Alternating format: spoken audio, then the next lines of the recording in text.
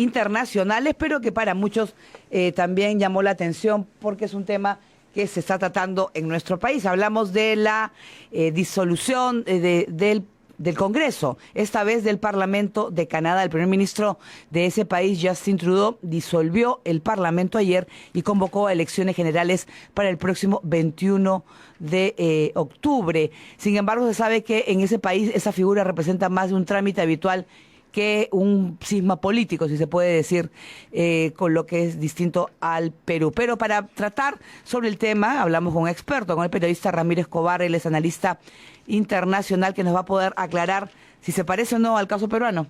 Muy buenos días, Ramiro. Buenos días, gracias por la llamada. Un saludo a los amigos oyentes también. Sí, hablemos de esta disolución, ¿no?, que muchos dicen y lo querían comparar con la propuesta para que lo puedan realizar en nuestro país. Bueno, lo que pasa es que en los últimos años en nuestro país, el eco, esas famosas palabras disolver, han quedado, ¿no? Entonces cada vez que hay una disolución parlamentaria en alguna parte del mundo, el eco llega acá por ese recuerdo histórico y por lo que está pasando en este momento debido al enfrentamiento entre el legislativo y el ejecutivo. Sin embargo, lo que pasa en Canadá es un trámite habitual, efectivamente, como comentabas, pero tiene sus matices que me gustaría explicar, ¿no? Correcto. Es decir, en Canadá el sistema es parlamentario. Es una monarquía constitucional y la elección es parlamentaria. Es decir, cada 5 años se vota por la Cámara de los Comunes, que tiene 338 miembros, que es como una Cámara de Diputados. El partido que gana la elección designa al primer ministro. Habitualmente en Canadá es un partido el que gana porque todavía hay partidos fuertes. A veces se ha necesitado hacer coaliciones, como ocurre en Italia o en Israel, que también son sistemas parlamentarios. Pero en este caso, el que gobernaba desde el 2015 era el Partido Liberal al que pertenece Justin Trudeau, el primer ministro. Entonces, una vez que se produce la elección, hay 5 años para adelante en los cuales se puede llamar elecciones y disolver el Parlamento. No se puede hacer más allá de los 5 años, o sea, un primer ministro no se puede quedar más de 5 años. Ahora, es curioso, sorprenderá acá, pero en realidad el primer ministro, en consulta con la reina Isabel, ojo, la reina Isabel es la jefa de Estado. En Canadá mucha gente se olvida de eso, ¿no? Es una monarquía constitucional porque la reina Isabel es la jefa de Estado. En esos 5 años se puede disolver el Parlamento casi en cualquier momento. O sea, no lo hacen pues por prudencia, porque la estabilidad política es mayor, pero el primer ministro tiene la facultad de, si hay una turbulencia política, de estabilidad, disolverlo en consulta con la reina y con la gobernadora, que se llama Julie Payette. O sea, no es que toma la decisión él solo, ¿no? Entonces, lo que ha hecho Trudeau lo ha hecho en el plazo, digamos, más o menos un año antes, ha llamado a elecciones para el 21 de octubre, es un trámite constitucional, pero él estaba presionado por una acusación de corrupción, sobre todo. No es como acá que hay muchas, y entonces ha esperado un momento en el cual bajó la marea un poco y su partido está con, digamos, cierto viento a favor electoral, y en ese momento lo ha hecho, ¿no? ¿Trudeau va a poder optar con en esas circunstancias a un segundo mandato? Claro, puede entrar a un segundo mandato porque el Partido Liberal va a las elecciones, si gana y hace mayoría, como tiene ahora, entonces él sería nuevamente el primer ministro. Hay que aclarar, sin embargo, algo que sí tiene algún parentesco con lo que ocurre acá, y es lo siguiente, ¿no? Que estos son mecanismos que existen en varios países, ya mencionó Italia, Israel, Alemania, incluso, a pesar de que no tiene exactamente un sistema parlamentario. Digamos, Francia, que tampoco tiene un sistema parlamentario stricto sensu, pues elige a un presidente. El mecanismo de solución consiste, se ha usado muchas veces, o sea, mejor dicho, lo que estaba tratando de hacer el presidente Vizcarra acá, que además a mi juicio no está fuera de la ley para nada, ¿no? Es algo que se hace en varios países, ¿no? O sea, no entiendo por qué estamos alarmados acá, ¿no? O sea, creo que hay falta de información y hay manipulación de información, porque esto es un trámite o un mecanismo frecuente en diversos países que son países sumamente democráticos, Irlanda, Italia, Canadá incluso, ¿no? Ha sido la mala experiencia, pues, de años atrás, los cuales, pues, ha dejado quizás una huella, ¿no?, en nuestro país. Así es.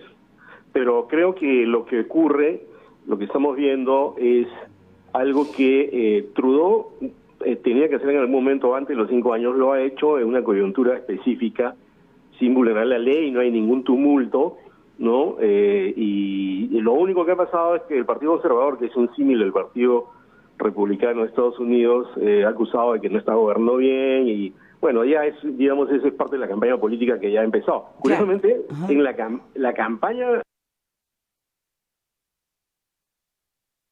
Ha sido la mala experiencia, pues, de años atrás, los cuales, pues, ha dejado quizás una huella, ¿no?, en nuestro país. Así es. Pero creo que lo que ocurre, lo que estamos viendo es algo que Trudeau tenía que hacer en algún momento antes de los 5 años, lo ha hecho en una coyuntura específica, sin vulnerar la ley, no hay ningún tumulto, ¿no? Y lo único que ha pasado es que el Partido Conservador, que es un símil del Partido Republicano de Estados Unidos, ha acusado de que no está gobernando bien y bueno, ya es, digamos, eso es parte de la campaña política que ya ha empezado. Curiosamente, en la campaña electoral canadiense dura 6 semanas.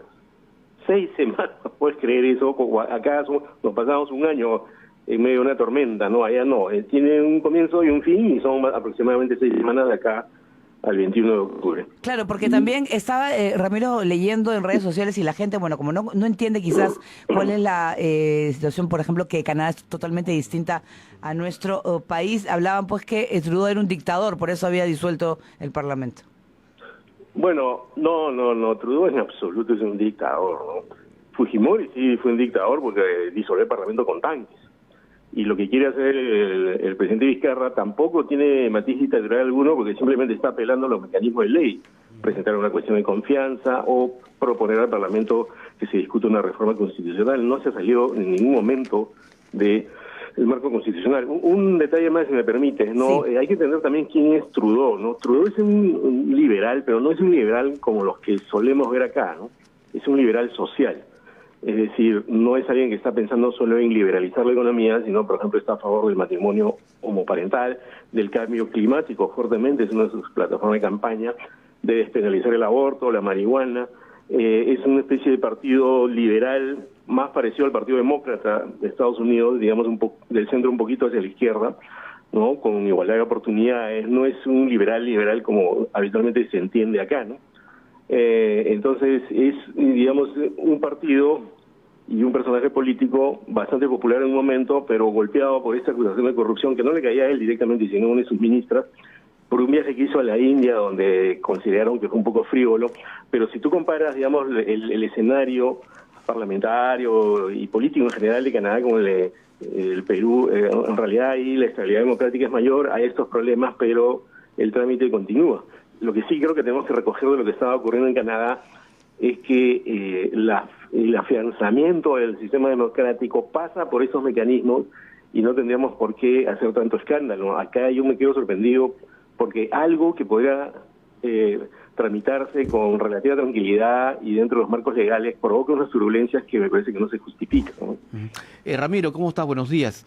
¿Cómo te va, Ricardo? ¿Qué tal? Yo quería ir a otro tema y hablar de Venezuela porque esta última noticia que aparecen hoy ya en los medios llama la atención la situación, la crisis que vive Venezuela, pero el hecho de que 12 países que forman parte del Tratado Interamericano de Asistencia Recíproca, el TIAR, se van a reunir para analizar la posibilidad de abrir una puerta a una intervención militar en Venezuela, con lo que se buscaría presionar más al régimen del Nicolás Maduro. Bueno, el Perú se ha abstenido o se abstuvo de optar por esta opción armada. Mira, a mí me parece bien lo que ha hecho la Cancillería, era lo que sinceramente yo esperaba, ¿no? Por razones que voy a explicar rápidamente. O sea, en realidad el TIAR es un tratado interamericano de asistencia recíproca que permite que se produzca una intervención armada en el caso de que uno de los países sea agredido militarmente. Pero ocurre que ese es el último paso dentro de una serie de posibilidades. Por ejemplo, antes de eso hay bloqueos, ¿no? Bloqueos navales, por ejemplo, puede haber algún tipo de presión, ya no solo diplomática, sino de carácter bélico, pero sin intervención armada exactamente. Entonces, no solo Perú se ha opuesto a esta posibilidad, sino también Costa Rica, Uruguay y algunos países más. ¿Por qué lo hacen? A mí me parece que la labor de la diplomacia es sobre todo llegar a negociaciones, no promover o aproximar una intervención armada. En Estados Unidos los talibanes, Estados Unidos, está negociando con los talibanes responsables del 11 de septiembre. Ha habido un desacuerdo reciente porque iba a ir a Washington, pero no se ha roto la negociación. Entonces, ¿qué es lo que pasa? Me parece que la Cancillería está pensando lo siguiente, algo que ha dicho siempre, que yo se lo escuché decir al propio canciller y al vicecanciller Hugo Cela, ¿no? Nosotros estamos por una salida pacífica y democrática. Claro. Una salida pacífica y democrática no significa no presionar, ojo. Estamos presionando diplomáticamente de manera severa, pero no estamos apostando por una intervención militar. Ahí tenemos nosotros una línea roja que ahora se ha hecho evidente. Hay quienes califican al TIAR ya como un muerto viviente, que ya no tiene la misma, digamos, eficacia o presión de épocas anteriores, como la ocurrida en el año 82, recordarás tú, con la Guerra de las Malvinas, en que también se invocó su participación. Y no se dio de nada, ¿no? No, pues. Bueno, lo que pasa es que ese tratado se hace en un momento en que todavía existían los dos bloques, ¿no? Existía la OTAN, existía el Pacto de Varsovia, ¿no? Y se hace eso acá para prever una situación bélica generalizada, por lo menos creciendo. Hace años que no hay enfrentamientos bélicos en América Latina. La última guerra interestatal que ha habido en América Latina fue una que protagonizamos nosotros, en Ecuador, en el año 95, recordarás, ¿no? Entonces, después de eso lo que ha habido han sido guerras civiles, han sido incursión de grupos terroristas, ¿no? Enfrentamiento del Estado contra esos grupos, y que son, digamos, situaciones en las cuales puede haber cooperación entre los países, pero invocar el TIAR para una situación de ese tipo es estirar demasiado la cuerda y aproximarnos a una situación que sería luego bastante difícil de manejar. Cuando Torres las comporte la guerra no sabe cuáles van a ser las consecuencias, ¿no? Correcto. Perfecto, Ramiro, muchísimas gracias. Hemos visto tu último tuit diciendo que ya acabaste de escribir un nuevo libro, así que estaremos atentos a esa edición que seguramente va a salir en cualquier momento. Ya les agradeceré a ustedes, amigos. Muchas gracias por la llamada. Perfecto. Bien, gracias a Ramiro Escobar, analista internacional. 7:24, vamos con más información.